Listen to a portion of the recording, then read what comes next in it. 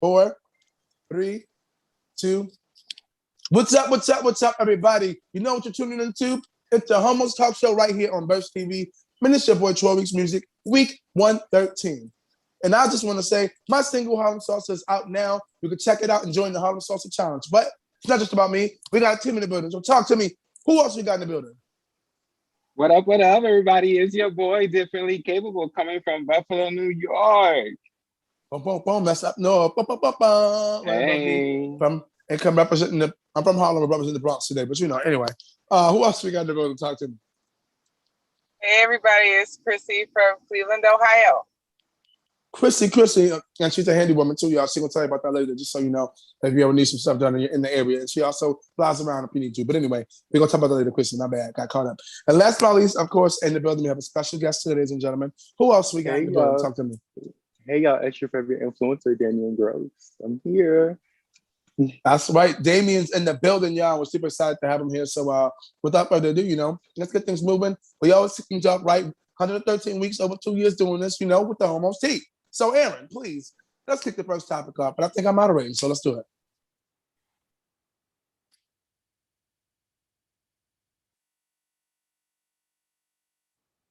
All right.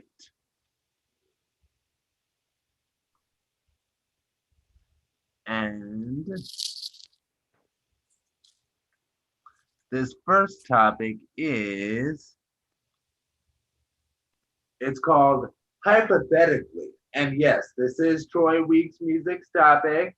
And Aaron Mack loves his church.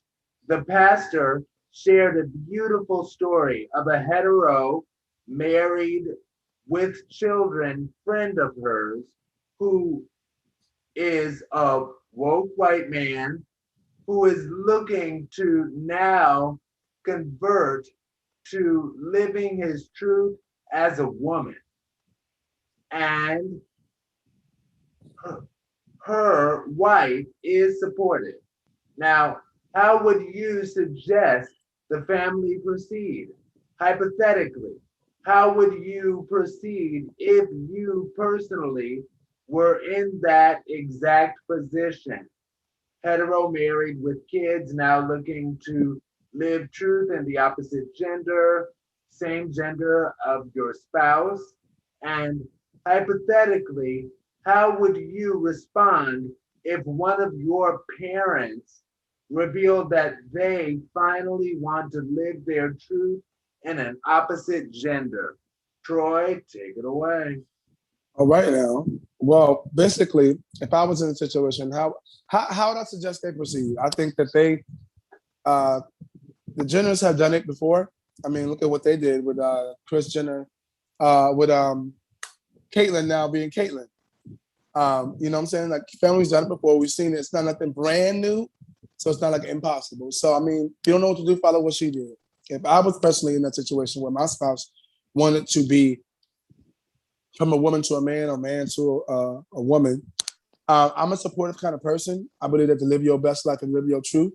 But believe, you better make sure you still take care of your kids because you're still their parent. And that's all that matters is that they know, it's going to be a transition for their mind too. So we got to prepare them for that change that's getting ready to happen. But just as long as your responsibilities don't change and you still know what you're supposed to be doing when it comes to the kids in the house and all that good stuff, then I'm cool with that.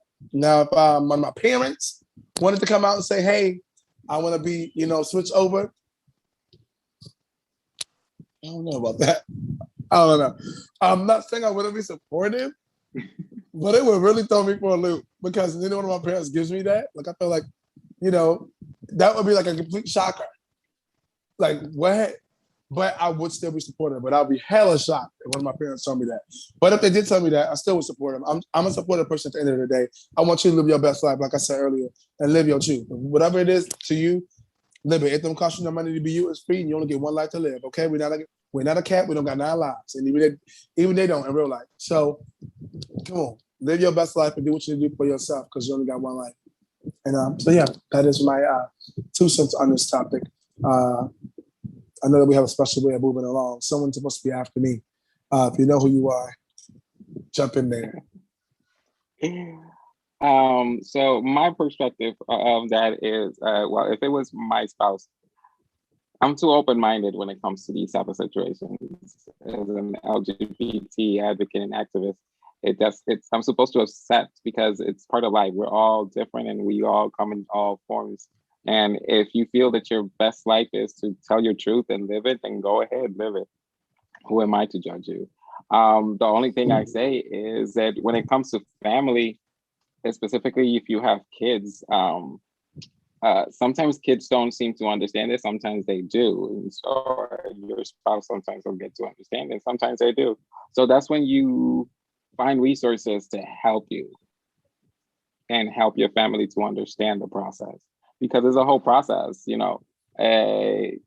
When you come and transition to something else, you go through a whole mental process. And you're not the only one because everyone around you goes through that same process as you do. So it's all about talking and getting that education, that help that you need to become who you really are. And if my parents decide to transition, well, hello. It doesn't matter if my mom wants to turn into a male, I can use her clothes, and if my dad decides to change into a female, I can wear his shoes. I mean, it's a win-win. It's a win-win. I was just going to say that. It's a win-win situation. I see it. Okay, now, well, thank you so much for your opinion. Definitely appreciate that. Definitely appreciate that. And I think that Christy's next, if I'm not mistaken. So that means, what would you tell the family? What would you do if your spouse did it? And what would you do if your mom or your daddy did it to you?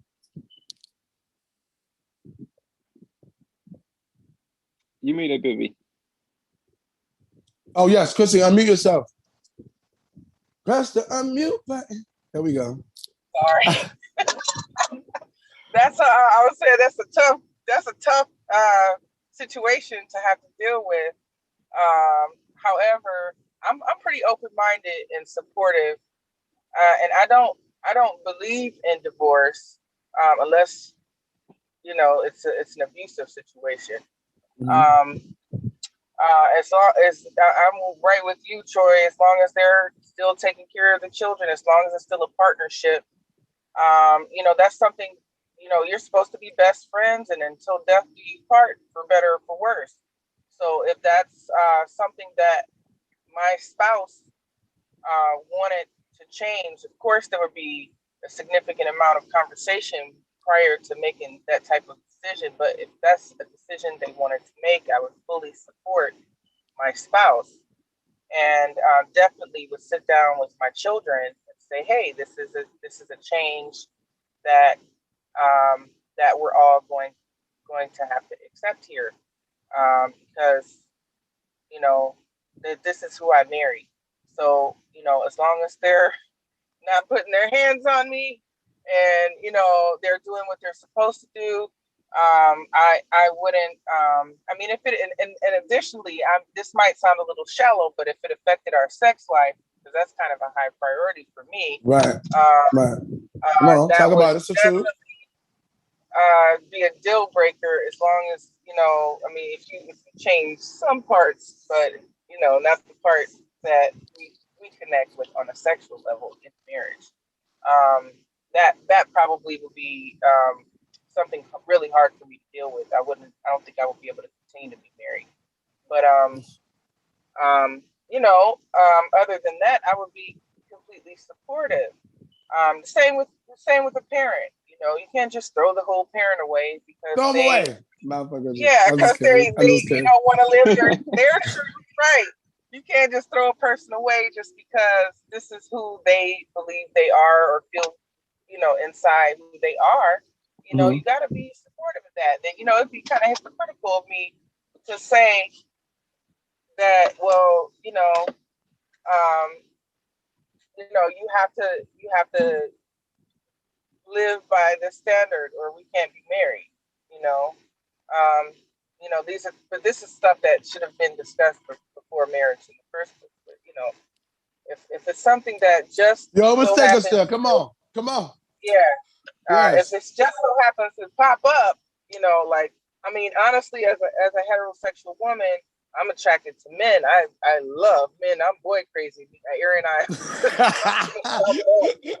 on. I love the boys. But David's shaking his head. I see David shaking his head. Okay, we'll get to you in a minute, David. We're gonna see what that was about.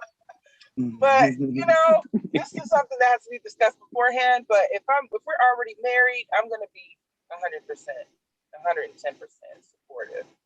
Yes, thank you for that. I mean, I would say this. I thank you for bringing that perspective because there's an audience out there that we have who don't. None of us are really married in a sense. That have been here. So to have that perspective and understand from that point is really good. So thank you. I just got to say that because people need to hear that. And of course, we got one more person in the building that need to give their 1-2 on this topic, Sir Damien, of course. So tell me this: when it comes to family, what would you say? When it comes to you, if you were in those shoes, what would you say? And your parents, what would you say?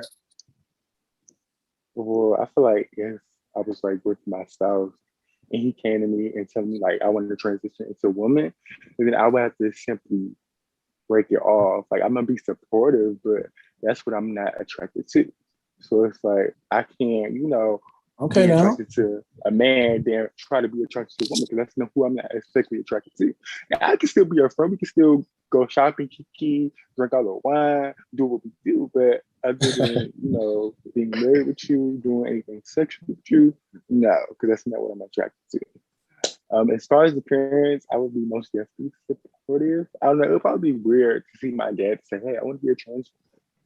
And I would be like, "Oh, okay, I mean, if you want to do that, let's do that." Like, I'll be supportive. If my mother said I wanted to be a trans man, then I'll be supportive. Like, I don't really judge. I'll be the last person to judge. The last person. That's all. Yeah. Gotcha. Awesome. Cool. Thank you so much for that. Cool. Awesome. That was our first topic for Homos Tea. So Aaron's going to be the next topic, and we got to do another commentator on that one. So Aaron, take it away.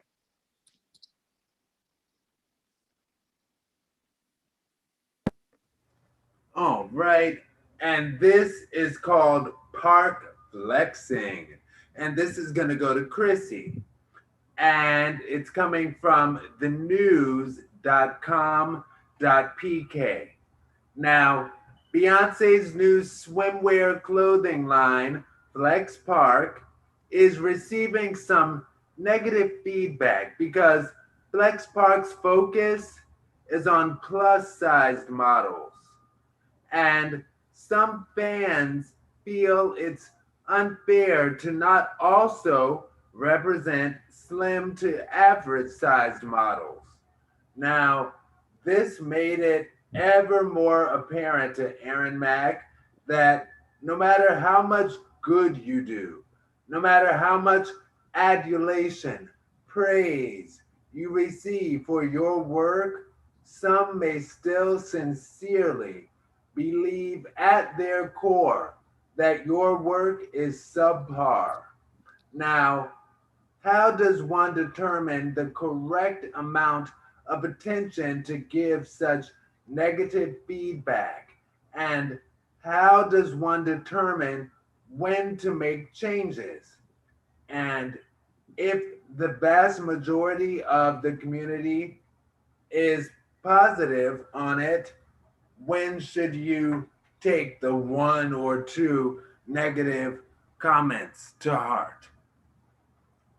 So the order will be Chrissy, Damien, Troy, differently capable. Hey, well, first of all, I think that body shaming anybody is a hater's mentality. It's totally negative. And advertisement, and I really give kudos to Beyonce for putting a fuller figure woman in the spotlight, because what's wrong with that? Nothing negative about it, nothing at all. And there's no reason for anyone to be shamed or have any type of negative reaction just because it doesn't depict whatever type of standard of beauty that entertainment has set for women, or for fuller figured women with curves. That just sounds like a hater mentality to me.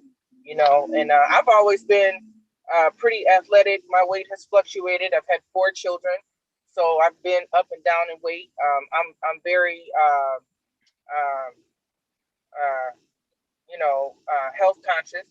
So I don't, as long as you're happy in your skin, that's all that matters, and anything that negative anyone has to say is just hating. They're hating. And it's negative. So I don't support that at all. What's the second part of the question? How does one determine when to make changes if vast majority of the commentary is positive? How is one to make changes?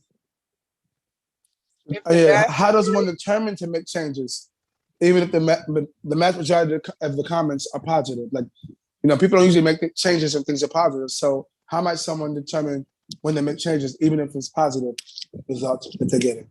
So with the campaign, for instance. Well, I mean, I'm as long as it's constructive, I'm down for that. I'm supportive of saying, hey, this will help this pop more or whatever, as far as your stance, if you're modeling that type of line for athletic wear. I don't think that it's just for people who are cut and fit. Like, it's not a cookie cutter line, is I think was the point. So it's made for women with curves, because most clothing are European cut. So we need to embrace the fact that this is a Black woman who is like the biggest celebrity in her arena, and she is doing the doggone thing the way that she does it. And criticism should only be constructive. That's the only change that I would say, if everything was a positive reaction. If it was a positive reaction only. Otherwise, anything negative is just hating, and that's just my opinion. Right, got you. Okay, cool. Damon, talk to us, my brother. I just feel like I love it because, like, nowadays you don't see a lot of people who are different body types mainstream. So I think it's very good that we're getting plus size models that are coming out. We're seeing different body types because people are so used to seeing Instagram models.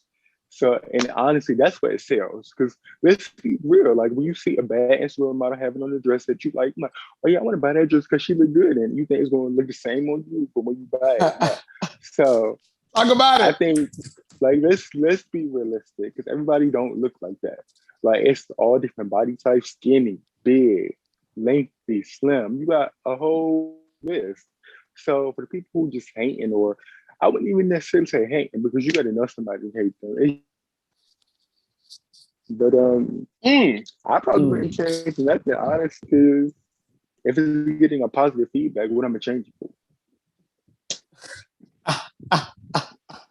Period. Okay. Period. Okay. Awesome. Cool. Okay. Differently capable. Talk to us. So yeah. So first off, like you said, you need to know someone to hate someone. And the haters can keep flying, because at the end of the day, the haters are the ones who are feeding you. Yeah. Cardi B said it best, baby. The haters are the ones buying the product because they want to talk about the product. Okay. So thank you for the coins.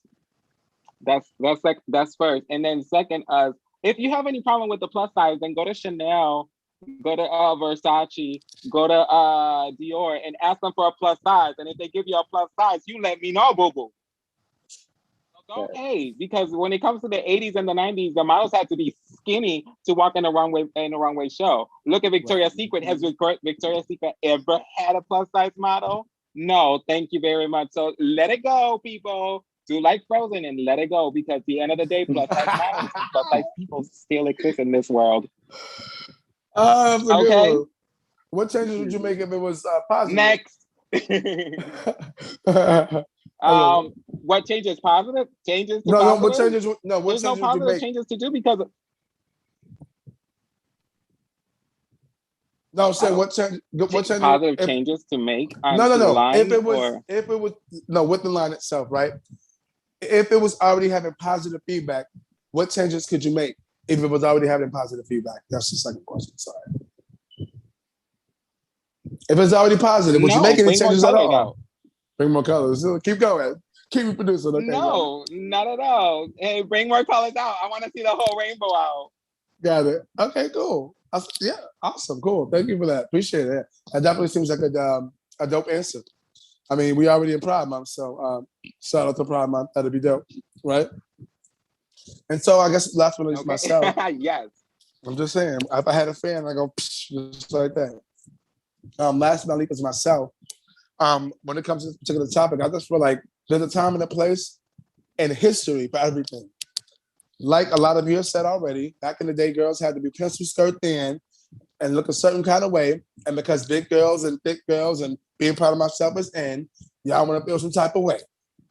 Y'all can have several seats because there's a whole bunch of magazines, situations, opportunities y'all don't have, and doors y'all don't open. Now it's time for a change.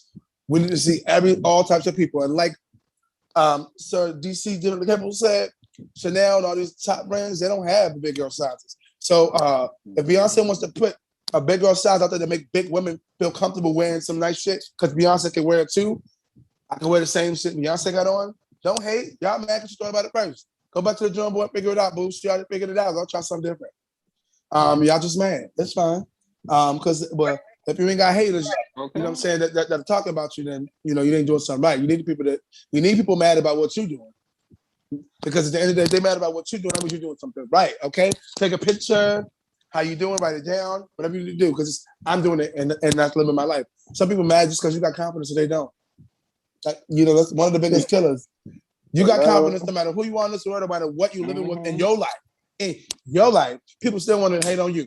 Okay. Hi, haters. Hi. That's what they said in the Harlem. They had a song like that. Y'all know what They I'm see me talking about. rolling. Bye. Hating. Hello. A whole bunch of songs. I'm telling you, let them keep going.